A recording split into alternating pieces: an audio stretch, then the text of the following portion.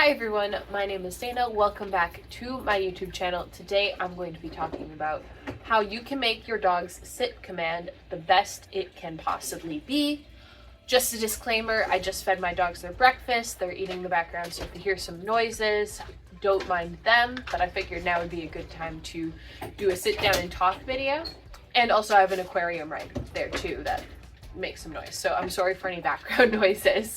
So basically we're going to be talking about how to reward your dog properly when it gives you a desired behavior and what to look for and how to shape this desired behavior into something as good as you can make it. So basically shaping a behavior is breaking it into smaller steps. So for example, before you can teach your dog to roll over, it typically helps to have them know how to lay down and know to show their belly, and then from there put those steps together into a full rollover. So same with sitting. Depending on what you want from the sit, you have to shape the things before and piece it all together to make the perfect sit. So you also want to have a reward word. A lot of people use clickers. I mean you can, but it's a lot easier to just tell your dog yes whenever they do something that's good. That way they know for a fact that they're doing something good when you tell them all the time. What if you don't have a clicker with you and you want to tell your dog they did something good, you know? So I stray away from clickers myself. I have them, I just never got into them. I think it's just another inconvenient step that you have to take when you can just do something easier instead. Basically, with any desired behavior, shaping it is, if your dog gives it to you for free, yes, good dog, and reward that. Same with if you want them to watch you. As soon as they look at you, yes, good dog, reward that. So, yes, you did good, treat. Because if they start hearing, yes, I did good, and then they know a treat comes afterwards, it's going to really encourage them to keep on giving you that behavior. So, you have your dog, it knows how to sit. You want it to be something that's more on a dime. You want it to be something where it can sit in specific places. The first step is perfect their sit as they know it. So if your dog, if you say, go sit down, sit. If you do it in something that's negative, if they don't get rewarded or if they don't get that, wow, you did it so good afterwards, the majority of the time, they might go, okay, I'll sit, and they'll really take their time, or they might start being defiant. On the other hand, if you go sit, sit, sit, and then your dog sits, they're going to turn into, you have to say sit 3 times before they actually do it.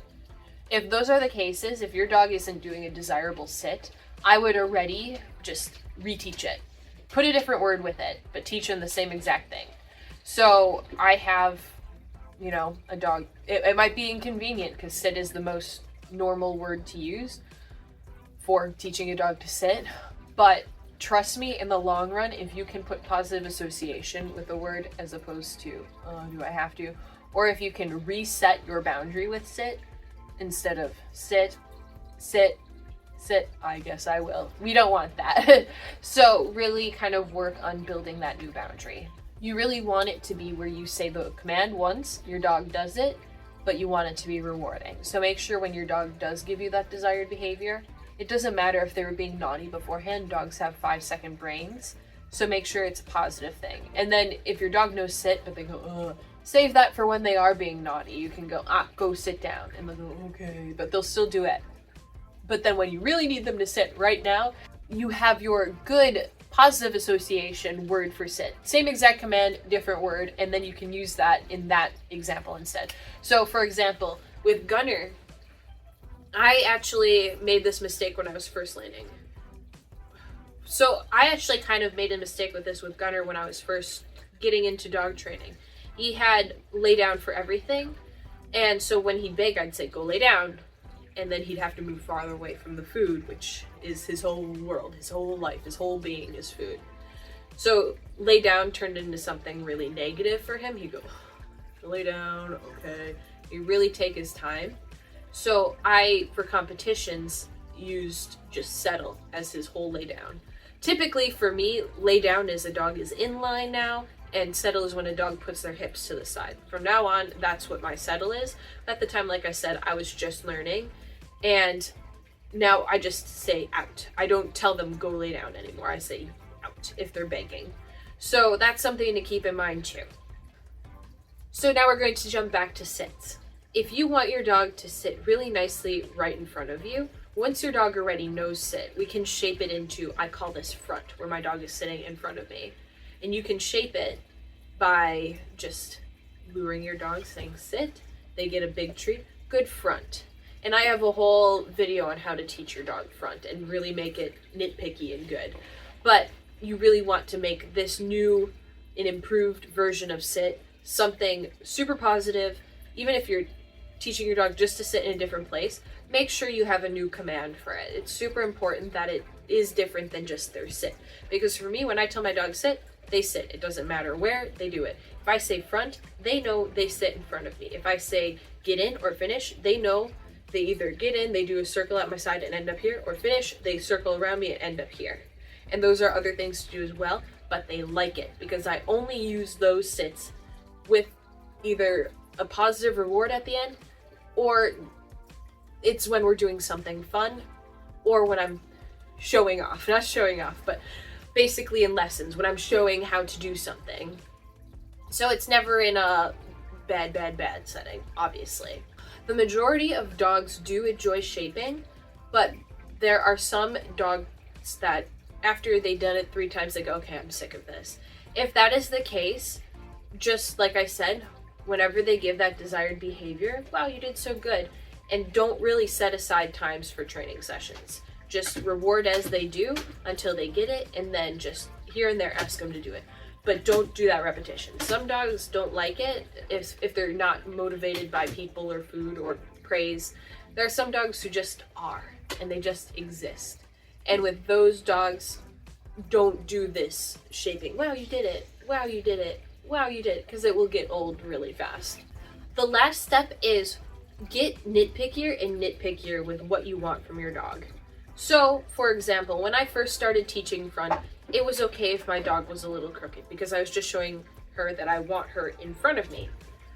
Once she understood that I wanted her in front of me, I could teach her the next step. No, I don't want your butt crooked. So she goes, okay, I'm in front of you, but I'm not getting a treat anymore. And I'd just take a step back, try it again, until she was in line. This is where, like I said in my other video where I taught front specifically, it helps if you have something your dog can walk through just to help them out so they can't, it's more difficult for them to sit crooked. Same with if you're teaching them to sit at your side, be next to a wall so they can't sit as crooked. But eventually they do need to learn away from those things what your expectations are. And once you set your expectations higher, don't settle for anything below your expectations.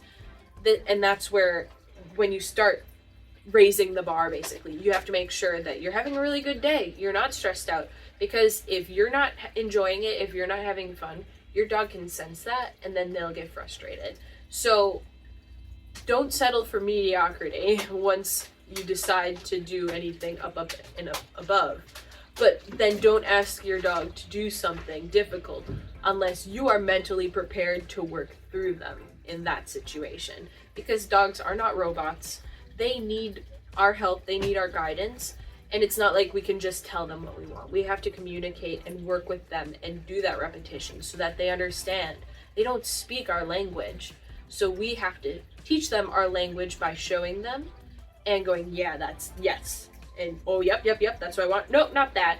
So that's where also telling your dog no, make sure they don't think no is a super big deal either. Because if you can go or no, and they know, oh shoot, that's wrong, but they don't go, oh my gosh, I was a bad dog, that can be really helpful. And that's where I struggle the most with Buddy, because for 7 years of his life, when he was told no, no meant no. Like, so when I go or no, he goes, oh shoot, I'm a bad dog, I messed everything up, and he spirals. So I have to train very differently with him than I'm used to, and also I'm working on desensitizing him to being wrong. He doesn't know how to be wrong and be okay with being wrong. So that's something to really work with your dog too, is teaching them to persevere through the wrongness and teach them to be okay with failure. So to help them be okay with failure, we also have to be okay with their failure. So if they mess up and you go, oh, you know this, they're not gonna enjoy being wrong very much. So that's where you have to be patient and you have to be persistent, but you can't get frustrated. That's where that comes into play, because your dog knows. Even if you don't actually take it out on them, they can feel it inside if you're not enjoying it. So if you ever feel yourself getting frustrated, don't be afraid to switch up what you're doing and end it on a good note that way. Don't be disappointed if your training session doesn't end the way you wanted it to. End it on a good note, because that's what the dog will remember when you start off, and that's what you will remember at the end of it. Don't end it where it's like, oh, I give up, because that teaches the dog that it's okay to give up, and it teaches you that it's okay to give up. You don't want to give up, but it's okay to go, okay, we tried our best, let's end it on something fun, come back some other time and work on it again more. But anyways, that is my advice on teaching a perfect sit. Like I said, this can be applicable in different situations. I'm just using sit as an example so it can be a little bit more specific. If you have any other questions or anything to add to this video, feel free to comment down below. And thank you so much for watching, liking, and subscribing. I will see you in the next video. Bye!